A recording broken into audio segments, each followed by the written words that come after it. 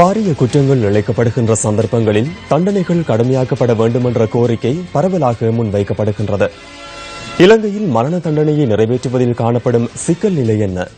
அது நிறைவேற்றப்பட வேண்டுமா? இவை தொடர்பான நியூஸ் ஃபர்ஸ்டின் விசேட தொகுப்பு அடுத்து. எத்தகைய குற்றம்னாலும் அந்த குற்றங்களை குற்றவாளி உணர்ற வகையிலான தண்டனை வழங்கணுமே தவிர குற்றங்களை உணராம உடனடியாக செத்து போறதுக்கு வழங்குற மரண தண்டனை தீர்வாகாது. கொடூரமான குற்றங்கள் செய்யப்படுகின்ற பொழுது மரண தண்டனை வழங்கப்படுவதுதான் சிறப்பானதாக இருக்கும். அப்பொழுதுதான் அதே போன்ற குற்றங்களை செய்பவர்களுக்கு அது ஒரு எச்சரிக்கையாக அமைந்திருக்கும். அதை பார்த்து மற்றவர்கள் திருந்துவாங்க அப்படின்னு சொன்னாலும் அந்த ஒரு தண்டனை குற்றத்துக்கு முடிவாகாது. மரண தண்டனை காலங்காலம் வழங்கப்பட்டு வந்தாலும் குற்றங்கள் குறைஞ்சபாடில்லை. கட்டாயமா வேணும். மரண தண்டனை நாங்கள் அமல்படுத்திட்டோம் என்று சொன்னா எல்லா மனிதர்களுக்கும் ஒரு பயம் உண்டு வரும். அந்த பயத்தில் சட்டத்தின் கீழ் நிறைய குற்றங்கள் குறைக்கப்படும். கதிர்விடும் இந்த சூரிய வெளிச்சம் இனம், மதம், மொழி கடந்து அனைவருக்கும் பொதுவானது. ஆனாலும் மரண தண்டனை கைதிகளுக்கு அது அரிதானது, வரையறையுடையது.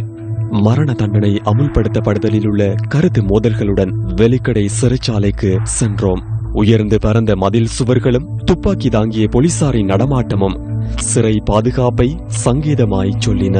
மரண தண்டனை கைதிகள் தனியான பிரிவில் விசேட பாதுகாப்புடன் ஒரு கூடத்திற்கு ஒருவர் அல்லது மூவர் என்ற அடிப்படையில் அடைக்கப்படுவது வழமை.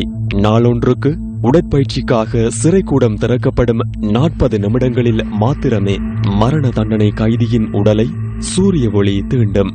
மரண தண்டனை நிறைவேற்றப்படாமையினால் கைதிகளின் எண்ணிக்கை அதிகரித்து செல்வதாக சிறைச்சாலைகள் திணைக்களம் சுட்டிக்காட்டுகின்றது.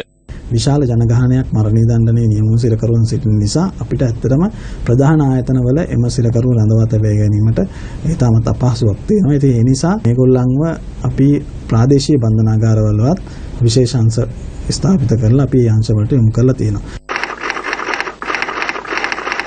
பேபிலோன் குடியரசின் மன்னன் ஹமுராபியினால் கிமு 8ஆம் நூற்றாண்டில் மரண தண்டனை முதலில் அமுல்படுத்தப்பட்டதாக வரலாறு கூறுகின்றது. அன்று முதல் உலகின் பல்வேறு நாடுகளிலும் மரண தண்டனை நிறைவேற்றப்பட்டு வந்தது. மனித உரிமை அழுத்தங்களினால் கடந்த ஆண்டின் இறுதி வரை 102 நாடுகள் மரண தண்டனையை முற்றாக நீக்கியுள்ளதாக சர்வதேச மன்னிப்பு சபை தெரிவிக்கின்றது. எவ்வாறாயினும் 140 நாடுகளில் மரண தண்டனை நடைமுறையில் உள்ளதாகவும் சர்வதேச மன்னிப்பு சபை சுட்டிக்காட்டுகின்றது. உலகளவில் 2014ஆம் ஆண்டுடன் ஒப்பிடுகையில் 2015ஆம் ஆண்டில் மரண தண்டனை நிறைவேற்றப்பட்டவர்களின் எண்ணிக்கை 50% விட உயர்வடைந்துள்ளது. 2015இல் சீனா, ஈரான், பாகிஸ்தான், சவுதி அரேபியா மற்றும் அமெரிக்கா ஆகிய நாடுகளிலேயே அதிக அளவில் மரண தண்டனை நிறைவேற்றப்பட்டுள்ளது. தலையை துண்டித்தல், மின்சாரம் பாய்ச்சல், தூக்கிலிடல், விஷ ஊசியேற்றல், தலையின் பின்புறத்தில் துப்பாக்கிச்சூடு நடத்தல் ஆகிய முறைமைகளினூடாக மரண தண்டனை நிறைவேற்றப்படுகின்றது. ஐக்கிய ராஜ்யத்தின் பிரதிநிதியாக இலங்கையை ஆட்சி செய்த ஆளுநர் சர் ஃபிரெட்ரிக் 1802இல் தூக்கு தண்டனையை இலங்கையில் அறிமுகப்படுத்தினார். அதே ஆண்டு பிப்ரவரி 10ஆம் திகதி முதலாவது தூக்கு தண்டனை நிறைவேற்றப்பட்டதாக அறிய முடிகிறது. பிரதமர் SWRD பண்டாரநாயக்கவினால் 1956இல் மரண தண்டனை நீக்கப்பட்டாலும் அவர் கொலை செய்யப்பட்டதை அடுத்து 1959இல் மரண தண்டனை மீண்டும் கொண்டு வரப்பட்டது. இலங்கையிலே இப்பொழுது குற்றச்செயல்கள் அதிகரித்துக் கொண்டு போகின்றன. வழக்கு விசாரணையினுடைய முடிவிலே கொலை செய்தவர் கொலை குற்றவாளியாக கண்டுபிடித்து விட்டார்கள் என்று கண்டால் நீதிபதி கூட மிக மனவரத்தோடன் தான் அந்த கட்டளையை இடுவார். அதனால தான் அவர் அந்த பேனையை உடைக்கிறதும் லைட் எல்லாம் ஆஃப் பண்ணி ஒரு துக்கமான ஒரு நிலையிலே தான் அந்த நீதிபதிகள் செய்கிறது வழக்கம்.